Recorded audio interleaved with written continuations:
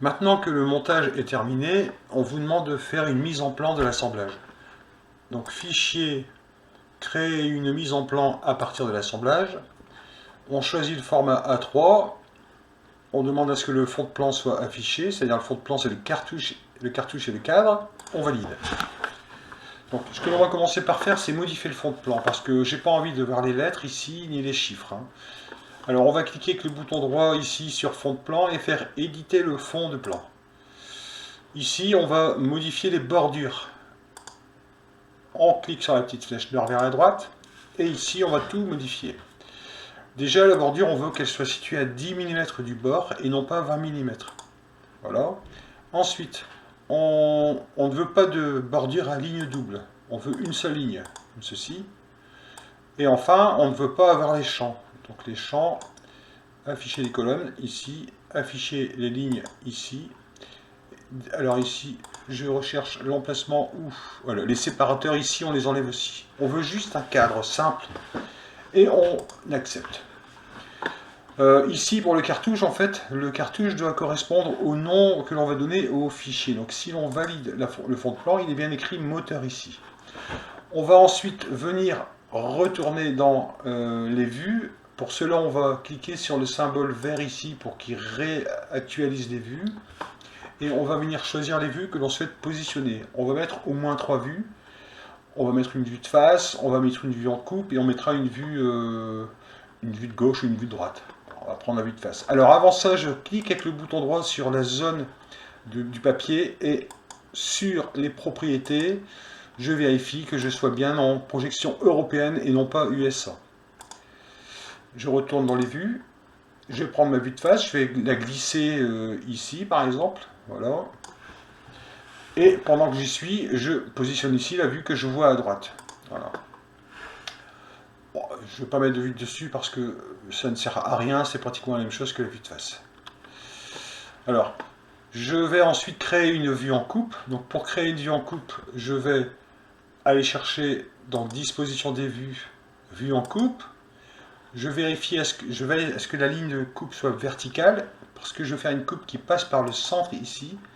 Je valide. Alors ici, on va demander à ce que les éléments sélectionnés ne soient pas coupés. Donc par exemple, l'arbre, je ne veux pas qu'il soit coupé. Je valide. Je positionne la vue ici. Et là, je vérifie que le sens soit correct. Or, les flèches devraient être plutôt dirigées vers la droite. Donc je vais inverser la direction. Je valide. Donc j'ai une coupe ici. Alors c'est pas très joli parce que les roulements en fait sont représentés de façon détaillée. Donc je vais laisser pour l'instant comme ceci. Je vais maintenant créer une vue en perspective. Donc je vais aller chercher ici une vue, celle-ci par exemple, la dimétrique, que je vais positionner ici. Alors, cette vue, contrairement aux autres, je veux qu'elle soit en couleur. Donc je vais choisir ici ce symbole-là ou celui-là, à vous de voir. Et je vais aussi en profiter pour changer son échelle, puisque l'échelle 1,5 c'est un peu petit. Je vais mettre l'échelle 1. Voilà. Alors, ensuite ces vues ici, bon, je vais essayer de les réaligner un petit peu, plus les centrer. Voilà. Alors, sur cette vue-là, il y a des choses qui manquent, telles que les traits d'axe.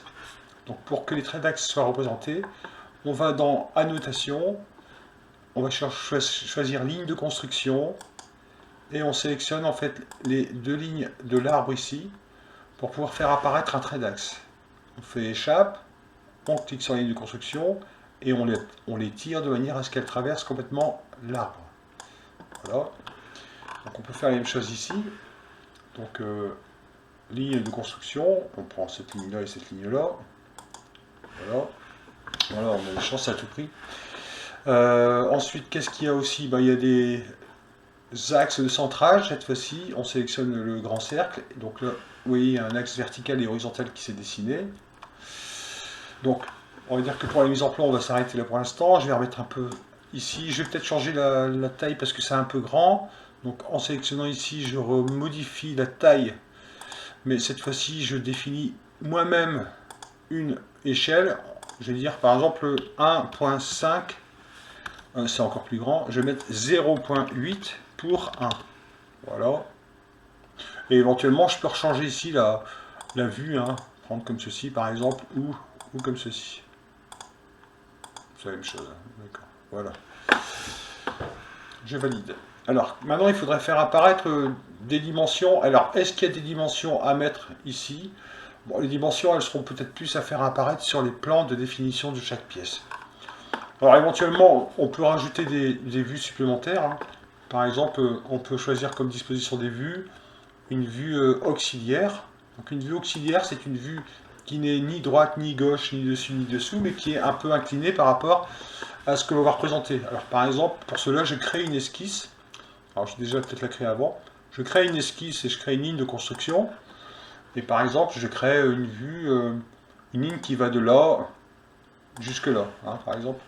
Et je dis que je veux voir ce qui se passe en projetant la vue sur par rapport à cette ligne. Je vais donc créer une disposition de vue auxiliaire. Je vais sélectionner, donc ici je valide haute qualité, voilà. On recommence, vue auxiliaire. Voilà, je sélectionne mon trait et je positionne l'emplacement où je souhaite que la vue apparaisse. Bon, c'est pas vraiment une vue utile, mais c'est pour vous montrer que les vues auxiliaires, à quoi ça sert. Après, on peut faire des vues de coupe, mais qui sont décalées. Ou alors des détails. On va faire les détails d'abord. Par exemple, on va considérer qu'ici, on voit pas très bien le chanfrein qui est là, hein. Donc on va créer ici une vue de détail. On va venir sélectionner ici, on va mettre le centre ici, on va faire un cercle comme ceci, voilà. Et ensuite, on va positionner ici le détail de façon agrandie. C'est-à-dire que là, en fait, il nous a représenté ce que l'on ne voit pas ici à une échelle 1. On va pouvoir modifier encore ici derrière l'échelle, on va mettre échelle 2. Voilà. Donc au moins on voit ce qui se passe à cet emplacement. Donc la lettre C ici, on va la déplacer un petit peu pour qu'elle soit plus visible. Voilà. Donc en fait, on peut bien sûr générer pas mal de vues sans être obligé de les dessiner comme on fait sur AutoCAD. C'est quand même intéressant, hein. Voilà, donc ce qu'on va, pour l'instant, on va arrêter là parce qu'il y aura d'autres séquences de mise en plan plus approfondies. Donc on va enregistrer fichier, on va enregistrer sous. Donc ce qu'on vient de faire, on va l'enregistrer sous. Alors on va l'appeler moteur, ou si vous voulez, vous pouvez mettre mise en plan moteur, hein. Ou alors vous pouvez marquer moteur, et puis ici A3 pour dire que c'est un format A3. Enfin. Donc on enregistre l'assemblage, la mise en plan, et comme on n'a pas d'imprimante, ce qu'on fait, c'est qu'on va faire ici, on va l'imprimer. On va donc faire ici d'abord aperçu avant impression. Voilà.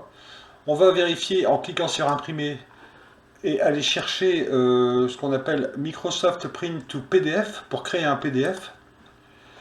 On va regarder ici la mise en page pour choisir le format adapté qui est le format A3.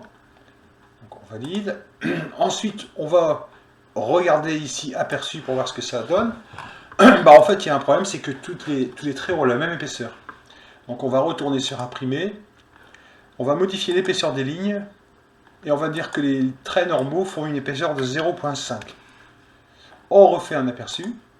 Donc là, on voit apparaître des différences d'épaisseur. C'est déjà plus joli. Et on va donc faire ensuite imprimer. OK. Et le nom que l'on va donner, ça sera aussi moteur, hein. Donc ça génère un fichier PDF.